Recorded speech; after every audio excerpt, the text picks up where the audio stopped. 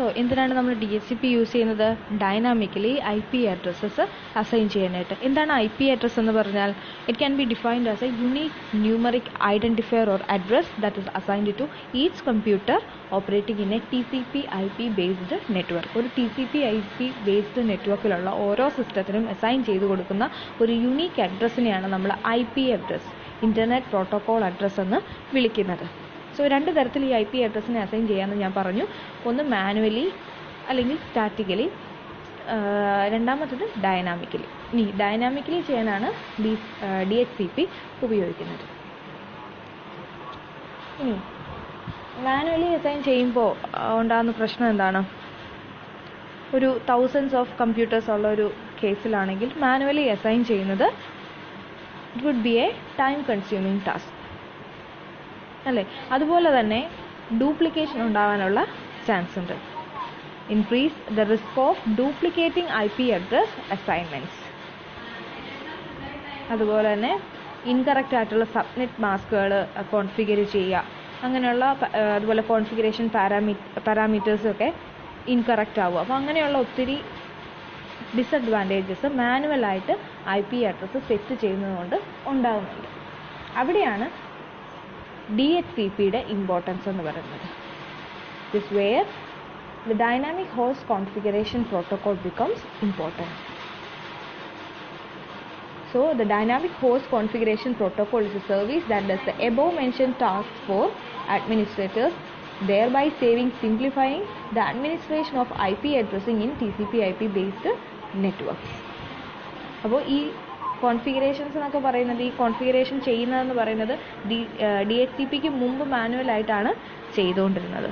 അപ്പോൾ അങ്ങനെ വരുമ്പോൾ ഉള്ള പ്രശ്നം എന്തായിരുന്നു?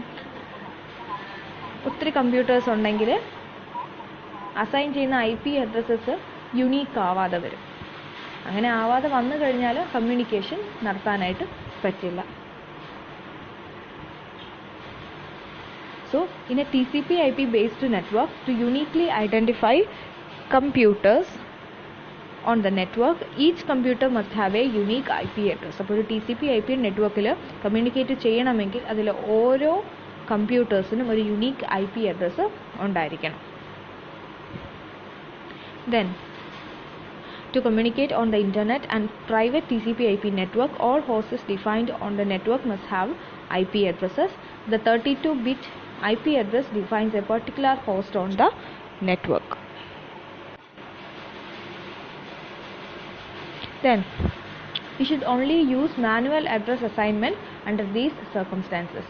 അപ്പം ഈ പോയിന്റ് പറയുന്ന സർക്കംസ്റ്റൻസിലാണ് നമ്മൾ DHCP യൂസ് ചെയ്യാതെ അല്ലെങ്കിൽ ഡൈനാമിക്കലി അല്ലാതെ സ്റ്റാറ്റിക്കലി നമ്മൾ IP അഡ്രസ്സസ് അസൈൻ ചെയ്യുന്നത്. ഒന്ന്, when there are no configured DHCP servers on the network and the network have multiple network segments. ഒന്നാമത്തെ കണ്ടീഷൻ. Then രണ്ടാമത്തത്, when you are configuring a computer as a DHCP server, you assign that computer a static IP address. അപ്പോൾ നമ്മൾ DHCP server ആയിട്ട് configure ചെയ്യുകയാണെങ്കിൽ അതിന് നമ്മൾ IP address കൊടുക്കുന്നത് static ആയിട്ടായിരിക്കും കൊടുക്കുന്നത്. Then മൂന്നാമത്തെയോ, when you configure computers as important network servers such as domain controllers, DNS. So അങ്ങനെയുള്ള സിറ്റുവേഷനിൽ നമ്മൾ മാനുവലായിട്ട് തന്നെ IP അഡ്രസ്സ് ആ കമ്പ്യൂട്ടേഴ്സിന് അസൈൻ ചെയ്യും. എപ്പോഴൊക്കെയാണ്? കോൺഫിഗേർഡ് ആയിട്ടുള്ള DHCP സെർവേഴ്സ് ഇല്ലാത്ത കേസിൽ. രണ്ടാമത്തത്, DHCP സെർവറായിട്ട് നമ്മൾ സെറ്റ് ചെയ്യുകയാണ് ഒരു സിസ്റ്റത്തിനെ, കമ്പ്യൂട്ടറിനെ, അതിന് നമ്മൾ സ്റ്റാറ്റിക് ആയിട്ടായിരിക്കും ആദ്യം IP അഡ്രസ്സ് കൊടുക്കുക. മൂന്നാമത്തതോ, സെർവേഴ്സ് ആയിട്ട് സെറ്റ് ചെയ്യുന്ന ഡൊമൈൻ കൺട്രോളേഴ്സ്, DNS അടക്കമുള്ള സെർവേഴ്സ് ആയിട്ട് സെറ്റ് ചെയ്യുന്ന കേസിലും നമ്മൾ ആദ്യം അതിന് സ്റ്റാറ്റിക് ആയിട്ടായിരിക്കും IP അഡ്രസ്സ് സെറ്റ് ചെയ്ത് കൊടുക്കുക. ദെൻ അല്ലാത്തപ്പോഴൊക്കെ നമ്മൾ മാക്സിമം ഡൈനാമിക്കലിയാണ് IP അഡ്രസ്സസ് അസൈൻ ചെയ്ത് കൊടുക്കുന്നത്. IP അഡ്രസ്സ് മാത്രമല്ല, കോൺഫിഗറേഷൻ പാരാമീറ്റേഴ്സും അസൈൻ ചെയ്ത് കൊടുക്കുന്നത്. So DHCP functions at the application layer of TCP/IP protocol stack. One of the primary tasks of the protocol is to automatically assign IP addresses to DHCP clients. DHCP client എന്താണെന്ന് അറിയാം. നെറ്റിലേക്ക് connect ചെയ്യാൻ വരുന്ന, നമ്മുടെ നെറ്റ്വർക്കിലേക്ക് connect ചെയ്യാൻ വരുന്ന ഒരു പുതിയ ഹോസ്റ്റിനെ നമ്മൾ ക്ലയൻറ്റ് എന്ന് വിളിക്കും. A server running the DHCP service is called a DHCP server. അപ്പോൾ ഈ DHCP സർവീസ് പ്രൊവൈഡ് ചെയ്യുന്ന അല്ലെങ്കിൽ ആ ഒരു പ്രോസസ്സ് റൺ ചെയ്യുന്ന സിസ്റ്റത്തെ നമ്മൾ DHCP സെർവർ എന്ന് പറയും.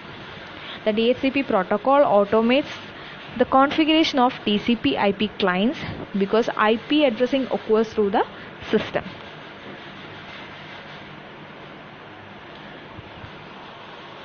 You can configure a server as a DHCP server so that the DHCP server can automatically assign IP addresses to DHCP clients and with no manual intervention. ഇനി IP addresses that are assigned via a DHCP server are regarded as dynamically assigned IP addresses. അതായത് DHCP server assign ചെയ്ത് കൊടുക്കുന്ന addresses, ഒരു ക്ലയൻറ്റിന് DHCP ക്ലയൻറ്റിന് assign ചെയ്ത് കൊടുക്കുന്ന, dynamically assign ചെയ്ത് കൊടുക്കുന്ന ആ IP അഡ്രസ്സിനെ എന്ത് വിളിക്കും? ഡൈനാമിക്കലി അസൈൻഡ് IP അഡ്രസ്സസ് എന്ന് വിളിക്കും. ഓക്കെ, ഇനി ഈ DHCP സെർവർ എവിടെ നിന്നാണ് ഈ അഡ്രസ്സുകളെ അസൈൻ ചെയ്ത് കൊടുക്കുന്നത്? അതിനൊരു റേഞ്ച് ഉണ്ടാകുമല്ലോ. The DHCP server assigns IP addresses from a predetermined IP address range called scope.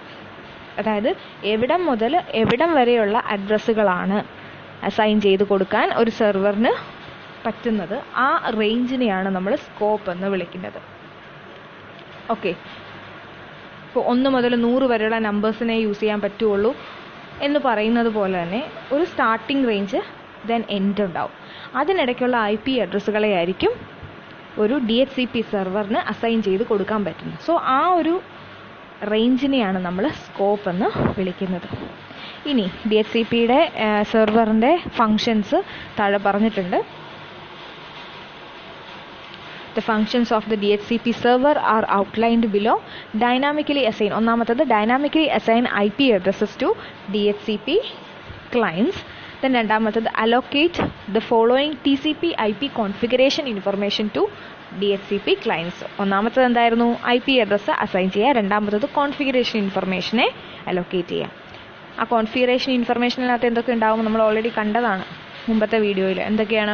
Subnet mask information, default gateway IP addresses, then DNS IP addresses, then naming service IP addresses, ഇങ്ങനെയുള്ള configuration informations.